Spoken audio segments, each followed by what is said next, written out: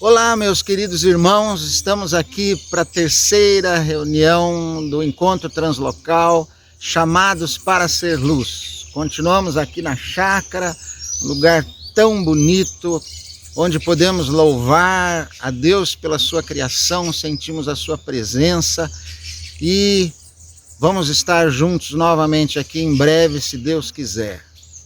Já fomos abençoados com as duas primeiras mensagens. Se alguém quiser rever alguma das reuniões, está lá gravada no nosso canal da TV CMC. Num outro lugar da chácara, para você também poder ver a beleza dela, está o Marcos. Ele vai continuar essa apresentação. Obrigado, Ed, e olá para todos vocês que nos assistem. Estamos aqui apreciando essa beleza de local e exagerando no distanciamento, né? Longe fisicamente, por isso nem precisamos de máscara, mas em unidade, como devem estar os participantes deste encontro translocal. E queremos expressar a Deus todo o nosso louvor e gratidão, juntamente com o grupo de música da Comunicação e Missão Cristã.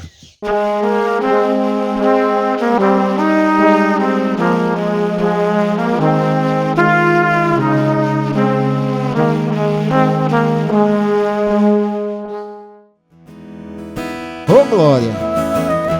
O Senhor é meu pastor e nada me falta.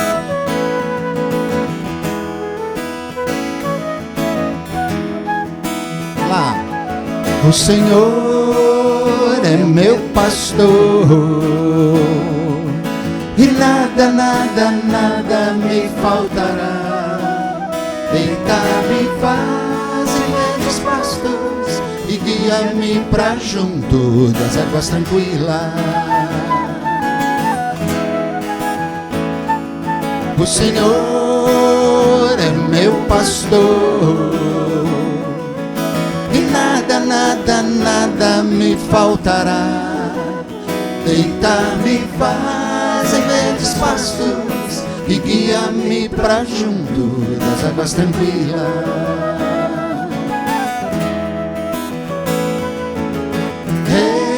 Refrigera minha alma e guia-me pelas veredas da justiça, por amor do seu nome, por amor do seu nome.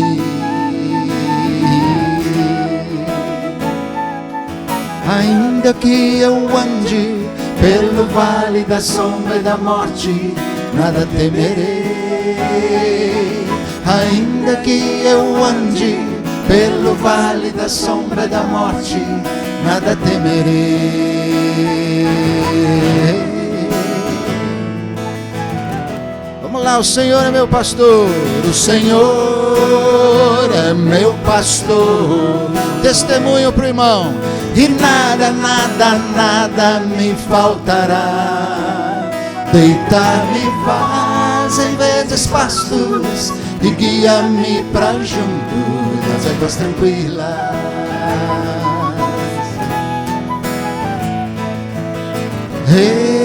Refrigera minha alma e guia-me pelas veredas da justiça, por amor do seu nome, por amor do seu nome. Ainda que eu ande pelo vale da sombra e da morte, nada temerei. Ainda que eu ande pelo vale da sombra e da morte, nada temerei.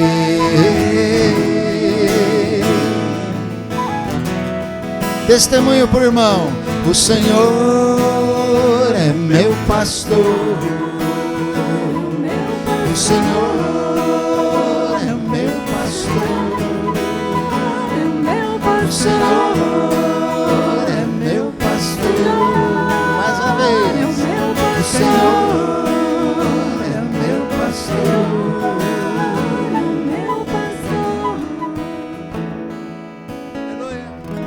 O Senhor é nosso pastor, por isso que nada nos falta.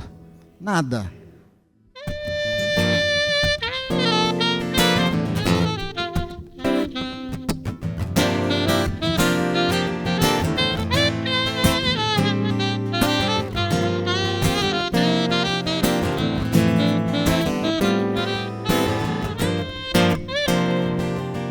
O Espírito do Senhor está sobre mim.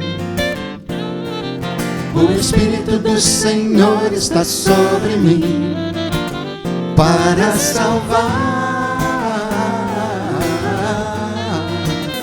para salvar.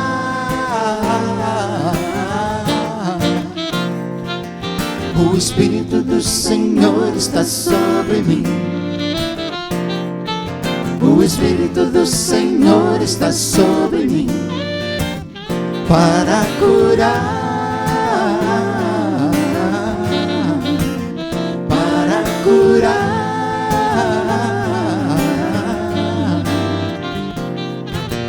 quebrantar o coração, proclamar libertação e apregoar o ano do Senhor e a consolar todos que choram. Ele reina, Ele reina, Ele reina sobre todas as coisas. Ele reina, Ele fala, Ele fala, sobre todas as coisas. Ele fala, Ele vence, Ele vence, Ele vence, Ele vence, sobre todas as coisas. Ele vence. O Espírito do Senhor está sobre mim. O Espírito do Senhor está sobre mim para salvar, para salvar.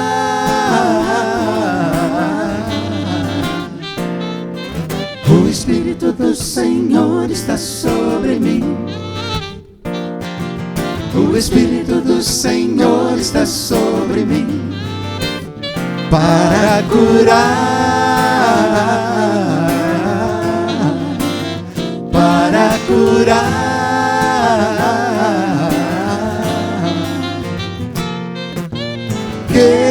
quebrantar o coração, proclamar libertação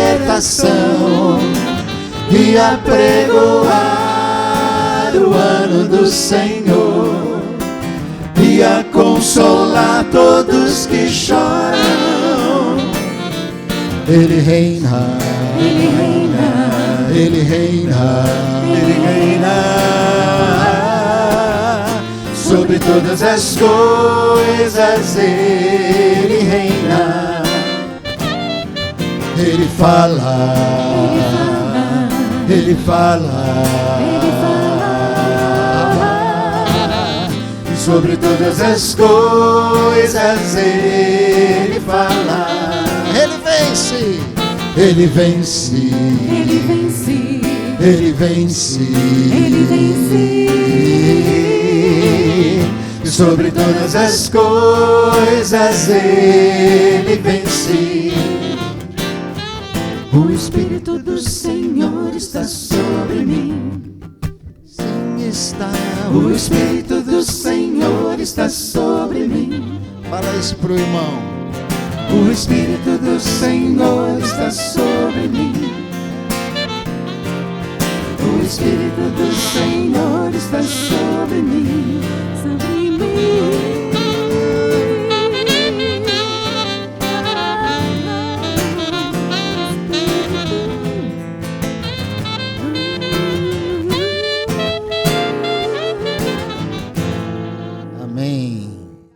Hoje vamos interceder pelas comunidades do Ministério Translocal com o pastor Geraldo Gonçalves, lá de Sidrolândia, no Mato Grosso do Sul. Nesse estado nós temos ainda comunidades em Campo Grande, na capital, em Niuaque, na comunidade quilombola do Vale de São Miguel em alguns assentamentos e aldeias indígenas. Vamos orar então com o Geraldinho.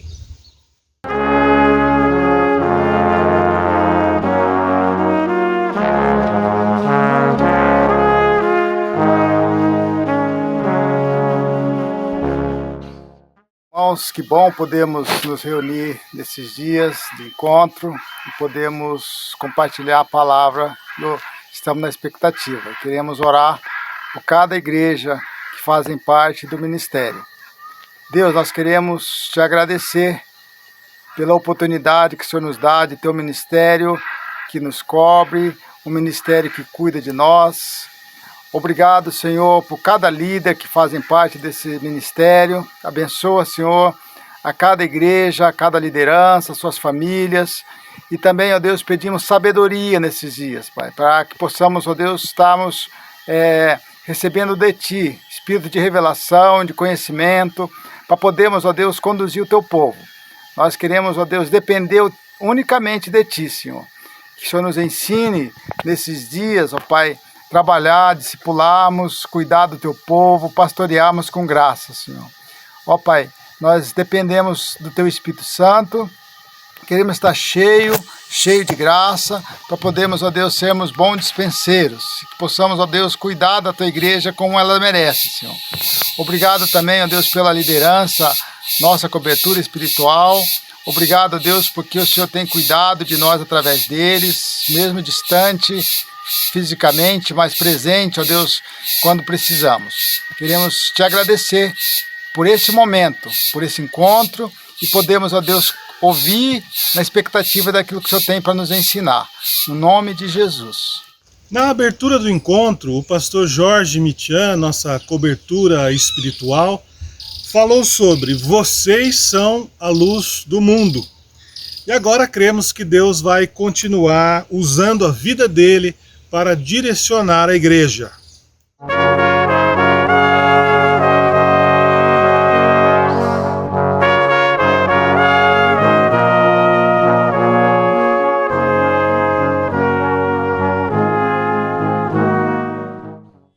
Queridos irmãos e irmãs, com muita alegria, vou continuar compartilhando com vocês neste encontro a palavra do Senhor. Neste segundo abordagem, o tema é a responsabilidade da igreja na transformação das nações. Os discípulos de Jesus eram homens de poucas letras, homens simples, alguns pescadores, e muito cedo em seu ministério, Jesus disse a eles palavras difíceis de engolir, de compreender. Quando disse a eles, vocês são o sal da terra, vocês são a luz do mundo. Nós, a luz do mundo? Se Jesus tivesse dito a eles, vocês são o sal da Galileia, ou a luz de Israel, mesmo que pareça exagero, poderia ter um pouco mais de viabilidade. Mas dizer a esses simples galileus da desprezada província do norte, de um dos menores países do Império Romano, que eles são a luz do mundo, parece quase irracional e fora de toda probabilidade humana. Mas foi exatamente isso que Jesus disse a eles. Também, na mesma ocasião, Sermão da Montanha, ao ensiná-los a orar, destacou que a primeira coisa concreta que todos os dias devem pedir ao Pai é: venha o teu reino, seja feita a tua vontade na terra como no céu. Não apenas na igreja, mas na terra. Após sua morte e ressurreição, Jesus encontrou seus discípulos e disse-lhes que havia recebido toda a autoridade do céu e na terra. No céu e na terra. Por isso, os enviou a fazer discípulos de todas as nações, batizando e ensinando-os a viver de acordo com a vontade de Deus. Vejamos qual é a condição do mundo hoje. Na grande maioria das nações, existe muita injustiças, pobreza, fome, desemprego, exploração do trabalho, exploração sexual, violência doméstica, ideologia de gênero, racismo, aborto, negligência com o meio ambiente e os recursos naturais, imigrantes forçados, campos de refugiados, distribuição injusta da riqueza, prisões desumanas, tráfico de drogas, toxicodependência, insegurança, destruição da família. A pandemia desses 2 anos aumentou a angústia, o medo, a incerteza, o desemprego. E esta é a grande pergunta hoje. A igreja tem alguma responsabilidade na transformação das nações? Faz parte de nossa missão como filhos de Deus lutar por um mundo onde haja mais justiça e paz? Perante esta pergunta, existem basicamente 2 posições. Ambos afirmam que a igreja tem responsabilidade na transformação das nações, mas uma posição afirma que a ação da igreja deve ser sempre indireta. A outra posição afirma que a igreja deve incluir em sua missão integral uma ação direta para a transformação social das nações. Vamos chamar posição A e posição B. A posição A, aqueles que sustentam que a contribuição da igreja deve ser feita indiretamente. Não aceitam qualquer participação da igreja ou dos cristãos na política ou em diferentes áreas do governo. A contribuição indireta consistiria em pregar o evangelho, fazer discípulos, plantar igrejas, fazer obras de misericórdia e enviar missionários a todas as nações. E como resultado do grande crescimento numérico da igreja, as nações seriam transformadas. As transformações ocorreriam naturalmente na sociedade. A posição B é de aqueles que acreditam que a igreja deve estar, não como instituição, mas por meio de seus membros, envolvida em todas as áreas da sociedade: política, economia, justiça, direito, governo, educação, ciências, artes, comunicações, saúde, trabalho, esportes, entretenimento, etc. afirmam que o amor ao próximo não se limita a praticar a bondade e a justiça, apenas no nível de uma ética pessoal, mas também no nível comunitário, social e nacional, a fim de buscar o bem-estar integral de todos os habitantes da nação e do mundo. Pessoalmente, acredito que as posições A e B não são exclusivas. Se se avança com a sabedoria de Deus e se aprende com os erros e acertos que a história da Igreja nos ensina durante seus 2000 anos, acredito que seja possível harmonizar as duas posições, pois entendo que são posições complementares. O que o reino de Deus e sua justiça incluem? Deus é o Criador e Senhor de toda a criação.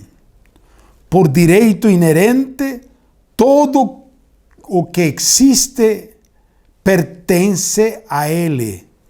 Ele é a autoridade suprema sobre todos os homens e todas as nações. Deus criou o homem e a mulher à sua imagem e semelhança. Isso significa que todos são valiosos e merecem um tratamento justo e respeitoso em todas as áreas da sociedade. Deus é bom e deseja o shalom temporário e eterno de todos os habitantes da terra. Deus é o Criador. Deus, ao criar-nos a sua imagem e semelhança, deu-nos dignidade, valor e espiritualidade. Deus nos capacitou, nos deu capacidades potenciais que nos permitem desenvolver, trabalhar, plantar e colher, imaginar, fazer projetos, construir, inventar. Deu-nos a capacidade de falar, comunicarmos, compreender uns aos outros. Deus nos deu a capacidade de reproduzir, casar, ter filhos, constituir família, crescer, multiplicar-nos.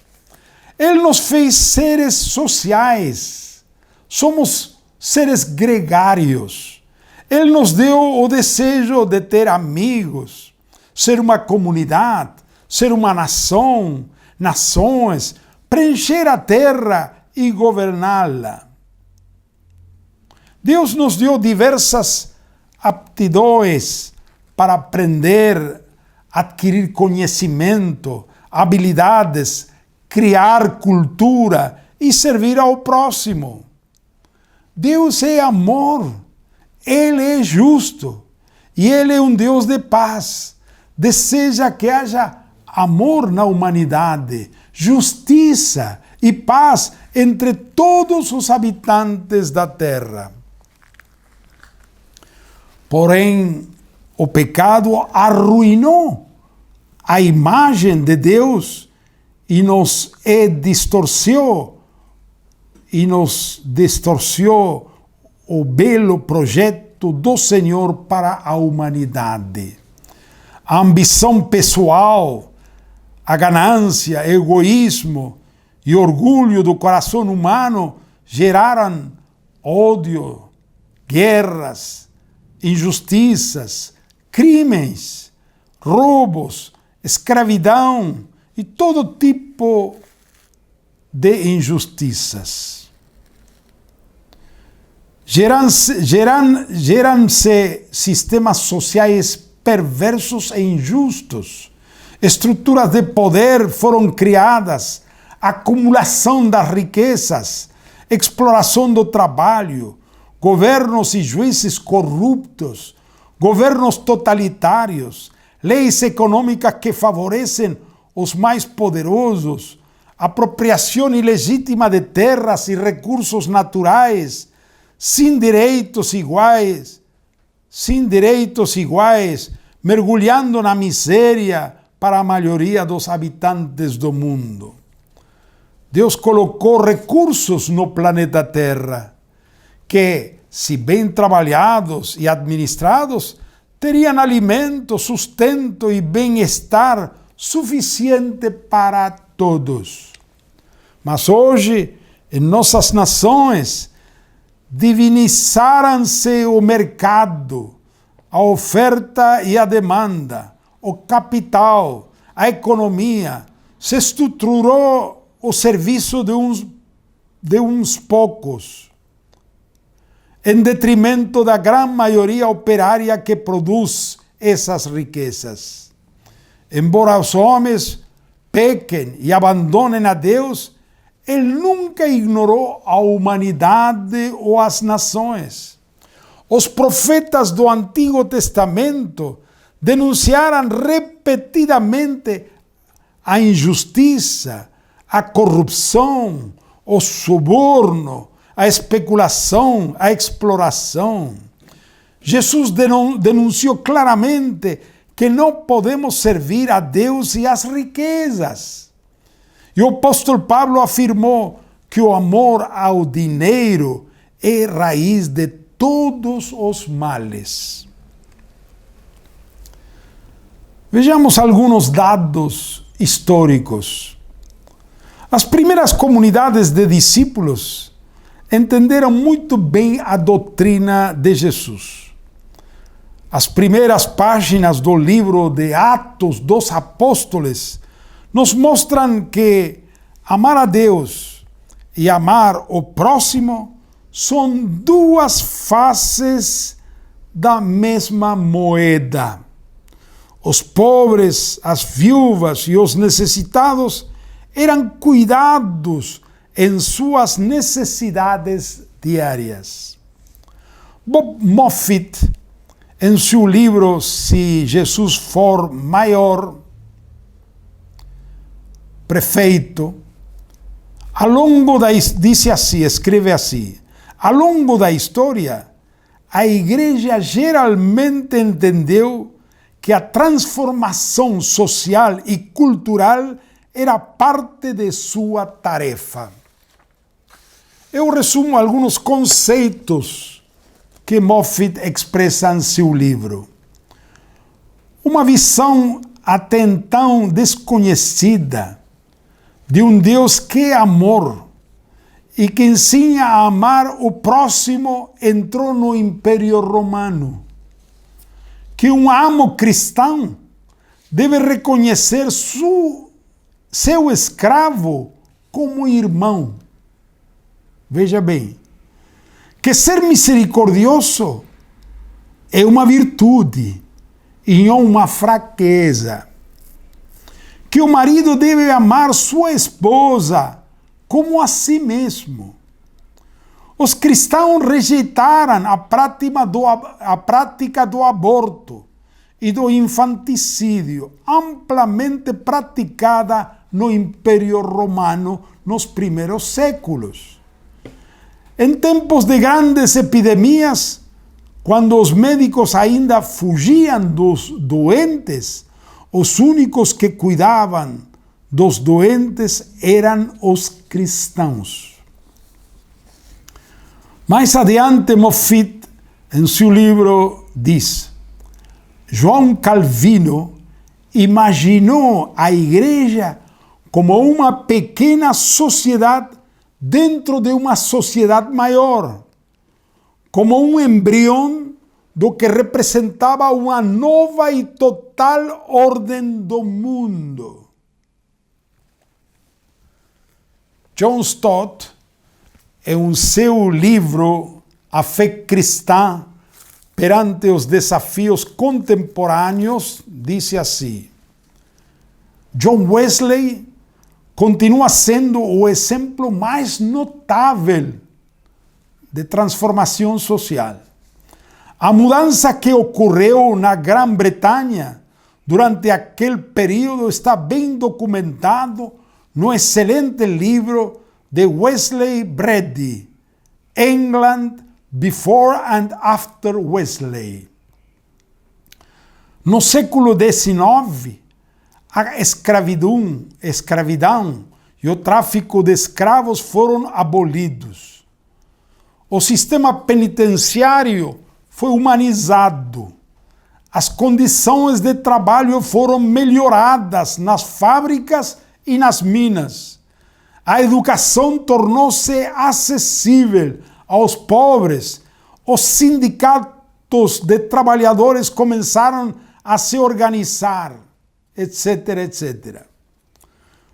Como se originou esse movimento de humanização? Essa paixão pela justiça social e essa sensibilidade às injustiças humanas? Há uma resposta que está de acordo com a verdade histórica inabalável. Foi derivado de uma nova consciência social. E embora, como é admitido, essa consciência social tinha várias causas, sua fonte foi o avivamento evangélico do cristianismo prático e vital. Um evangelho que revelou os postulados centrais da ética do Novo Testamento. Resumo uma parte do que Stott narra em seu livro. Wilberforce, como membro do parlamento inglês, em 1787, apresentou uma primeira moção para a eliminação do comércio de escravos, criada há 3 séculos, fazia 3 séculos de escravidão, o tráfico de escravos, comércio de escravos na Inglaterra. Sua moção foi rejeitada por todos. Foi rebatido novamente a cada 2 anos. E então a cada ano, até que em 1807, 20 anos depois, foi aprovado. Em seguida, ele continuou a lutar pela abolição da escravidão, que só foi aprovada em 1833, após 44 anos de luta no parlamento inglês. Quem era Wilberforce? Era um dos discípulos do avivamento de Wesley e estava no parlamento e foi um dos fatores principais das mudanças que aconteceram na Inglaterra. William Wilberforce. Quando foi aprovado a abolição da escravidão em 1833, 3 dias depois, Wilberforce morreu. John Stott continua em seu livro dizendo: a maioria dos grandes movimentos filantrópicos do século surgiu entre os evangélicos. A mesma história pode ser contada nos Estados Unidos no século XIX. Charles Finney estava convencido de que um poderoso impulso para a reforma social emerge do Evangelho e que o abandono pela Igreja da ação social reformadora entristeceu o Espírito Santo e foi um obstáculo para o avivamento. A seguinte declaração de Finney é surpreendente. O grande empreendimento da Igreja é a reforma do mundo. A Igreja e o Estado. Acho que todos concordamos que a Igreja, como instituição, não deve ter nenhuma bandeira partidária. A separação entre a Igreja e o Estado foi demonstrada de forma confiável ao longo dos 2000 anos de sua história. Mas não podemos dizer o mesmo para os membros da Igreja como cidadãos. Que bom seria para uma nação ter entre seus legisladores, governantes e juízes homens e mulheres santos, filhos de Deus e com uma elevada formação profissional e acadêmica que colocassem suas habilidades a serviço do bem comum. Que bênção seria ter entre seus funcionários públicos cristãos comprometidos com o reino de Deus e sua justiça, homens cheios do Espírito Santo, com sabedoria de Deus, com vocação para o serviço, com ideias claras e novas da vida em sociedade. Precisamos, queridos irmãos, de cristãos bem preparados para atuar em todos os ramos do trabalho e do conhecimento da nação e do mundo.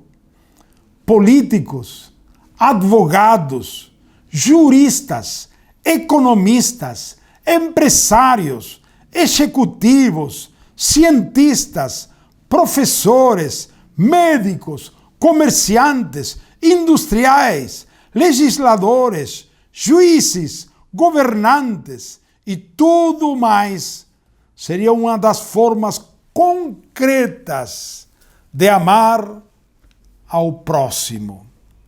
Ao mesmo tempo, devemos ter em mente que vivemos em nações onde existe cada vez mais o pluralismo ideológico e religioso, étnico, e por isso que não podemos impor uma teocracia. Se em qualquer país, em algum momento, os cristãos se tornarem maioria, devemos respeitar as minorias. O reino de Deus não é uma imposição, é uma proposta. Nossa força está em ser modelo de sociedade, modelo de família, modelo de vida, de conduta. Nossa tarefa não é impor. Nossa tarefa é ensinar, educar, convencer, não para dominar, sino para servir, para ser uma cidade assentada em uma colina. Que é o Estado? O homem é um ser social. Quando a comunidade cresce, ela deve se organizar para conseguir uma convivência harmoniosa dentro de um quadro de ordem, justiça, liberdade e respeito. Para garantir essa convivência social, é necessário que existam autoridades nas diversas áreas e funções que compõem uma sociedade organizada. A anarquia impede o desenvolvimento das pessoas, das famílias e da sociedade. Por isso que a Bíblia diz: todos devem sujeitar-se às autoridades governamentais, pois não há autoridade que não venha de Deus.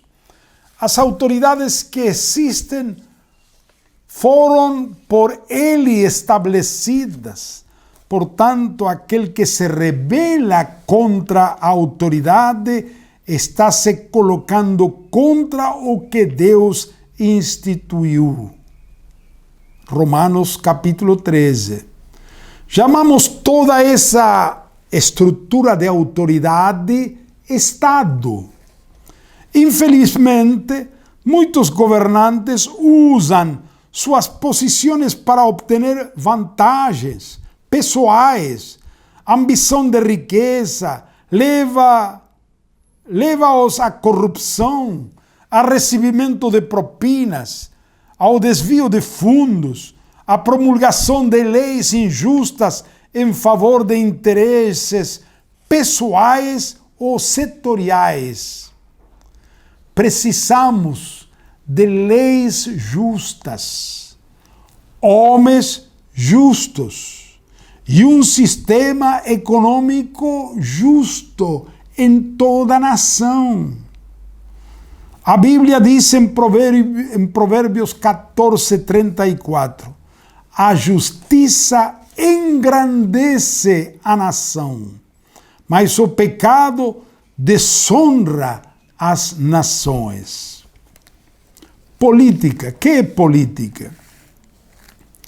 A política, por um lado, é a arte de viver como uma sociedade organizada. Por outro lado, é a arte do governo, de governar. Governar é uma das profissões mais nobres e necessárias para a convivência social. Governar é um serviço a favor de toda a comunidade. Para ser um bom governante, duas condições fundamentais são necessárias: ser uma pessoa íntegra, honrada, honesta, e ter capacidade para a função específica.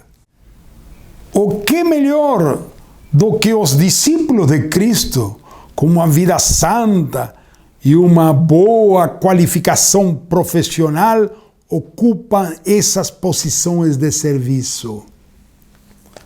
Economia. Hoje no mundo é necessária uma nova doutrina social que sirva de base para uma nova proposta socioeconômica. Precisamos de uma nova síntese filosófica da justiça social. Uma nova proposta que oriente a macroeconomia para uma microeconomia saudável, para que haja igualdade e justiça nas nações. Com a Revolução Industrial e, mais recentemente, com a Revolução Tecnológica, a produção de bens e serviços de uso aumentou enormemente. No entanto, infelizmente, a distância entre ricos e pobres tem crescido. Precisamos que surja uma nova geração de estadistas e economistas cheios do Espírito Santo e de sabedoria de Deus para a bênção de milhões de famílias de todas as nações. O capitalismo e o socialismo já demonstraram certas vantagens e suas grandes deficiências. O mundo precisa hoje uma nova proposta superadora, melhor que capitalismo e que socialismo. Não cabe a nós, pastores, elaborar este projeto para as nações. Não somos economistas nem políticos, mas nossa responsabilidade é inspirar, desafiar e transmitir uma nova visão do papel dos cristãos na sociedade. Devemos transmitir aos profissionais e empresários de nossas comunidades e principalmente às novas gerações uma nova visão de nossa missão no mundo, motivada pelo amor ao próximo. Mencionei apenas 3 áreas da vida nacional: Estado, política, economia. Mas nossa responsabilidade como filhos de Deus é ser luz e iluminar todas as áreas de nossa nação e do mundo. Justiça, educação, saúde, trabalho, segurança, ciências, artes, comunicações, agricultura, indústria, comércio exterior, relações internacionais, meio ambiente, cuidado do planeta, seguridade social, justiça social, esportes e entretenimentos, e outros.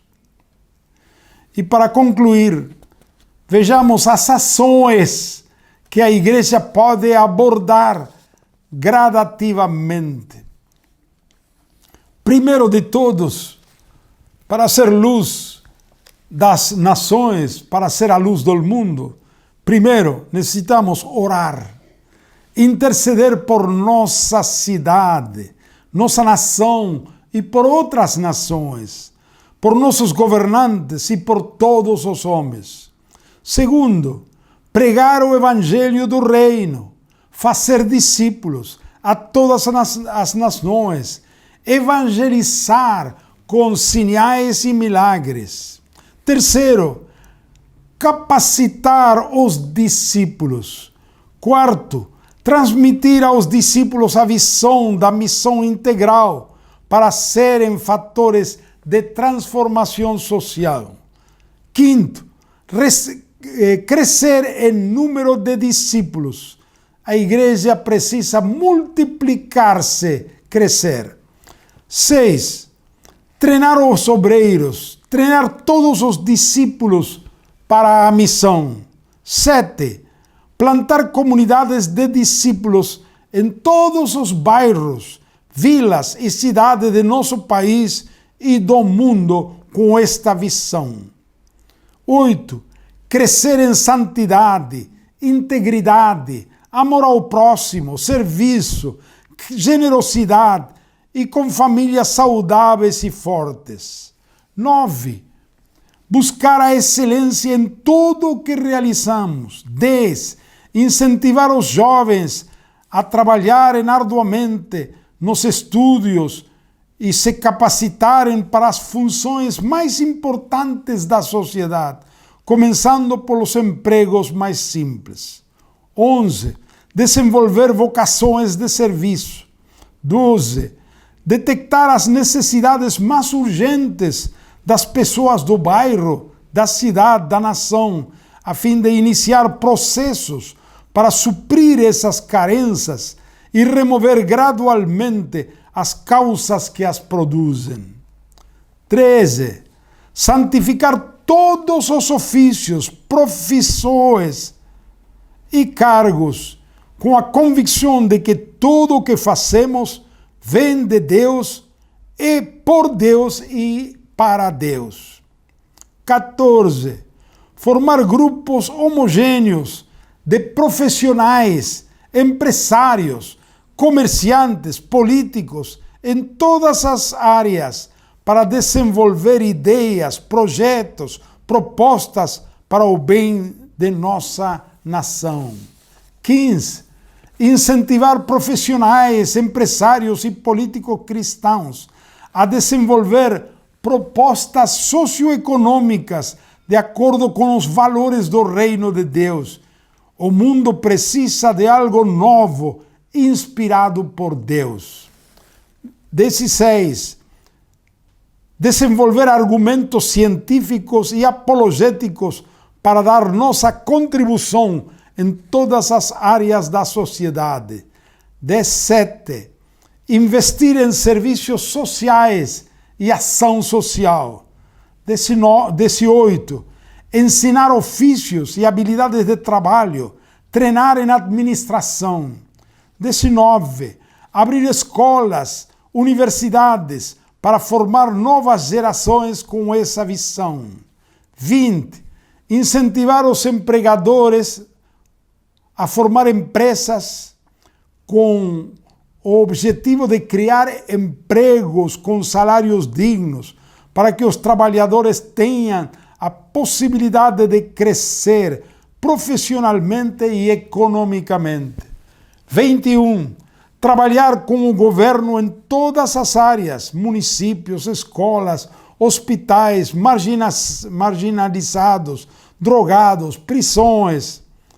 Às vezes o governo tem recursos, mas não tem gente com vocação para o serviço, para realizar determinados projetos. 22. Incentivar os discípulos com vocação política a se prepararem para servir a Deus e ao próximo em uma área específica da sociedade. 23. Avançar para a unidade da igreja em cada cidade, em cada região, na nação, no continente e no mundo. E, finalmente, 24, enviar missionários para todas as nações.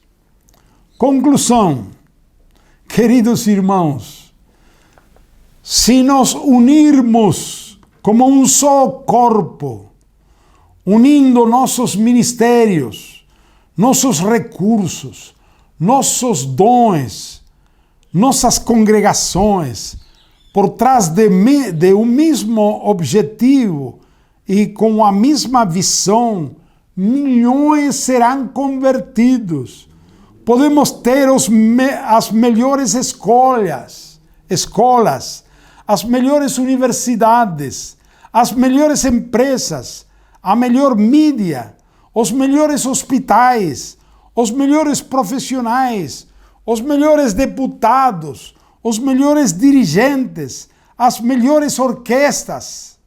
Se colocamos tudo o que somos e temos a serviço do próximo e da sociedade, o mundo verá a glória de Deus e conhecerá o seu amor, e nós, como uma cidade e uma colina, seremos novamente a luz do mundo. E concluo com as palavras do profeta Abacuque, capítulo 2, versículo 3, disse assim: embora a visão ainda demore um pouco, mas ela se apressa até o fim, e não mentirá. Ainda que demore, espere, porque sem dúvida virá, não demorará muito. E o versículo 14, Abacuque 2,14, declara: pois a terra se encherá do conhecimento da glória do Senhor, assim como as águas cobrem o mar. Amém. Assim seja e assim será, para a glória do Senhor. Amém.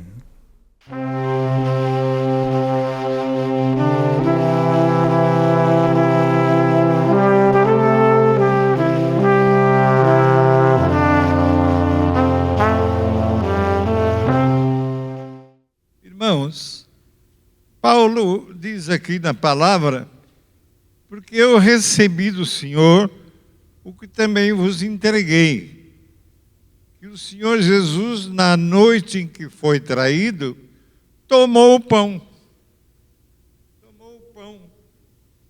e tendo dado graças, o partiu. Senhor, obrigado por esse pão, é que nos representa um pão só, em unidade. Obrigado, Senhor. E o partiu.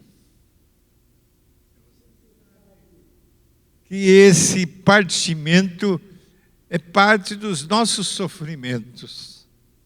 Somos partidos, sofridos por amor a Cristo Jesus. E tendo dado graças, o partiu e disse: isto é o meu corpo, que é dado por vós. Fazei isto em memória de mim.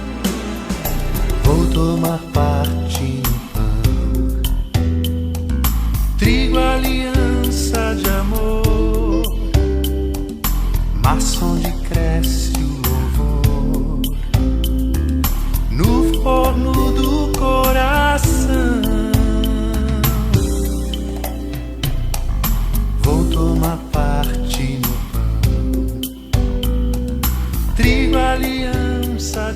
semelhante modo, mas onde cresce o louvor, no forno depois de haver ceado, tomou também o cálice, dizendo: este cálice é a nova aliança do meu sangue. Fazei isto todas as vezes que o beberdes, em memória de mim. Porque todas as vezes que comerdes este pão e beberdes o cálice, anunciais a morte do Senhor até que Ele venha. do vinho eu vou beber, morte e paixão relembrar, ressurreição celebrar,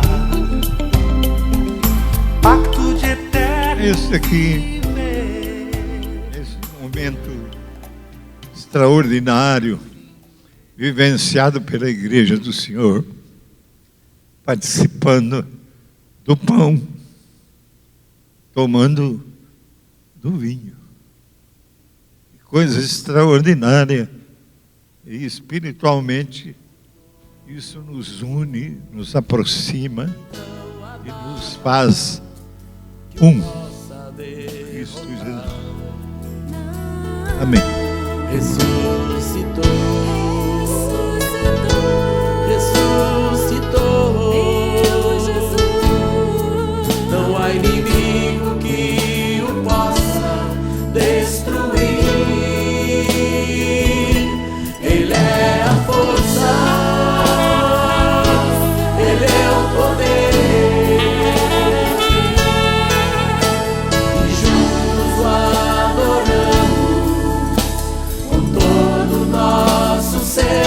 Ele é a força, Ele é o poder. E juntos o adoramos com todo o nosso ser.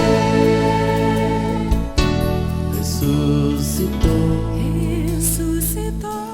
ressuscitou, meu Jesus. Ressuscitou, ressuscitou.